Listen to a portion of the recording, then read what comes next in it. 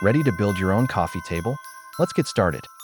First, gather your materials: lumber, screws, wood glue, and sandpaper.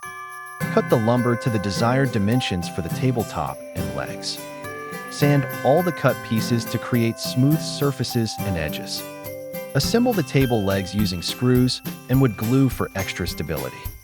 Attach the tabletop to the assembled legs securely. Now, let's add a touch of finesse to your coffee table. Apply wood stain evenly to enhance the natural wood grain. Let the stain dry completely for a beautiful, lasting finish. Once dry, apply a protective sealant for durability. This sealant will safeguard your table from spills and scratches. Allow the sealant to dry completely before use. Consider adding a lower shelf for extra storage. Measure and cut the shelf to fit snugly within the frame. Secure the shelf using screws and wood glue. This provides a practical space for books and magazines. Personalize your coffee table with decorative elements.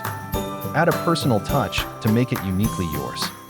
Choose the right wood for your coffee table. Hardwoods like oak or maple offer durability. Softwoods like pine are easier to work with. Select the type that suits your skill level.